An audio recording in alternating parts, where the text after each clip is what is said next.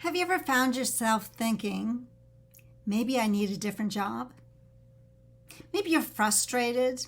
Maybe you don't feel appreciated. Maybe you've outgrown your role. Maybe you know you're capable of more, but nobody around seems to recognize it. Hi, my name's Patricia Stepler with Creating Top Producers. Sometimes a new job really is the right answer. But here's the question I want you to think about today. If you take the same thinking, the same habits, the same communication patterns, the same expectations, and the same image of yourself into the next organization, how different will your career really be? Because changing jobs changes your circumstances. It doesn't automatically change you. And that's the thinking shift I'm going to explore with you today. The assumption I want to challenge is when I find the right job, the right opportunity, things will be different. When I get the promotion, when I find the better company, when I have a better boss, when someone finally recognizes what I'm capable of, then I'll feel more confident. Then I'll step up. Then I'll lead. Then I'll be able to show what I can really do. But think about that. We're putting the change on the outside first. And we're assuming that it's the external change that will somehow create an internal change. Sometimes it does temporarily. A new position can be very exciting. You meet new people, you have new relationships. There's a new kind of energy. But after a while, you'll still bring you into that experience.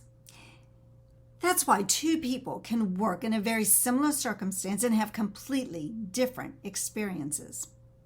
And it's why someone can change organizations and eventually find themselves experience the same thing that frustrated them that they thought they had left behind. You can change your environment without changing the way you operate within it. That's where professional identity becomes so important.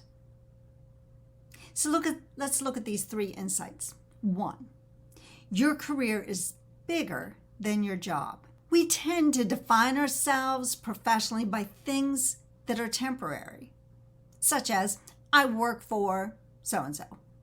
I am a, whatever your position is. I'm the director of whatever. Those things tell me what you do, but they don't necessarily tell me who you are professionally. Your professional identity is bigger than your title. It's how you think, how you solve problems, how you communicate, the attitude that you have when you're going to work, how you respond when something doesn't go your way, how you make decisions, whether you wait for direction or you take initiative first, whether you see yourself as someone who simply performs a function or someone who creates value. And here's what makes this so important. That person goes with you wherever you work. You can leave a company, you can leave the title, you can leave the manager, but you take your professional identity with you. So instead of asking, what job do I want next? Ask, who do I need to become for the opportunities I want next? That's a very different question. Second insight I want to share with you. Clarity creates confidence.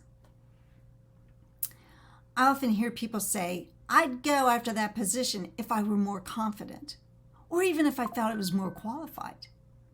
I'd speak up more if I had more confidence. I'd ask for a promotion if I felt more confident. We tend to think confidence has to come first, but often it doesn't. Clarity comes first. When you're clear about your strengths, when you're clear about the problems you know how to solve, when you're clear about the value you bring, when you're clear about what matters to you, When you're clear about the contributions you want to make, you begin showing up differently. You're no longer waiting for someone else's opinion to tell you what you're capable of. And that clarity creates direction. Direction creates action.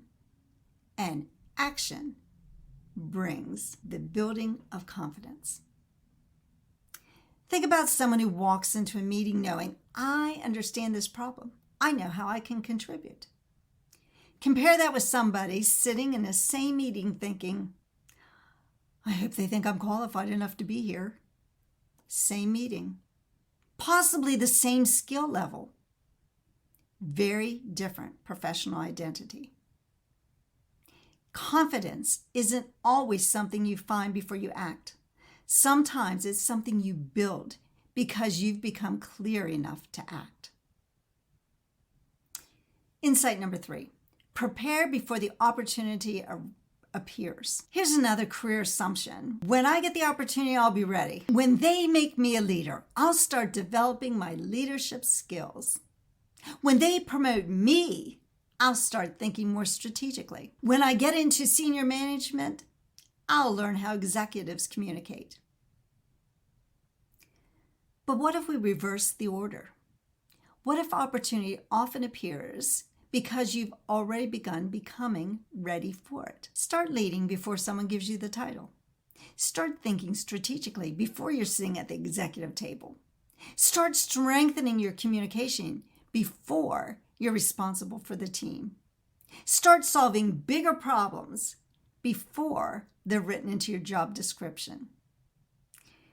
Greater responsibility often follows greater capacity. So rather than constantly asking, when is my opportunity coming? Try asking, what am I becoming ready for? Because preparation changes what you're capable of recognizing when opportunity does appear.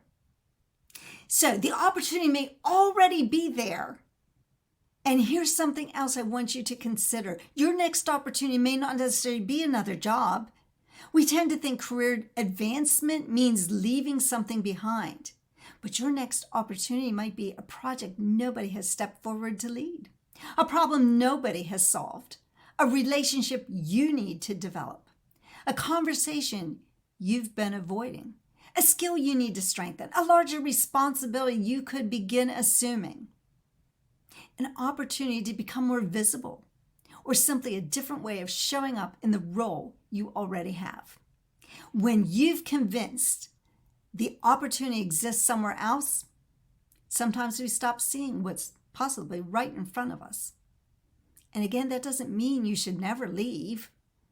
There are absolutely situations where moving on is the right decision. The point is, don't make your employer responsible for determining what's possible for you professionally. So here's the next question I want you to sit with this week. Imagine you accepted another position tomorrow. New company, maybe the new title. The paycheck is better, but everything else about the experience eventually begins to feel very similar to what you're experiencing today. What would really have changed? Then ask yourself the harder question. What would have to change in me for my professional experience to be truly different? Maybe it's confidence. Maybe it's communication. Maybe it's leadership. Maybe it's how you make decisions. Maybe it's your willingness to be visible. Maybe it's how you see your own value. Maybe you've simply outgrown the professional identity that got you to where you are. And that's where the opportunity begins. So this week's thinking shift is old thinking, I need a better opportunity. New thinking, I need to become ready for a greater opportunity. Your next job may absolutely be part of your future, but it may not be your biggest opportunity. Your biggest opportunity may be deciding who you want to become professionally before the next opportunity ever arrives. Because when that becomes clear, you stop chasing opportunities. You begin becoming the kind of person opportunities recognize. Don't just prepare for your next job. Prepare the person you'll need to become to create your next level. Now, if this gave you something to think about, take some time this week and answer a reflection question for yourself. And if you'd like to explore more ideas, visit the Thinking Shift Library, where you'll find other episodes and insight briefs designed to challenge some of the assumptions that may have been influencing your results. You'll find a link below, and if you know someone who's thinking of making a career change, send this episode to them. It may give them a very different question to consider before they make their next move.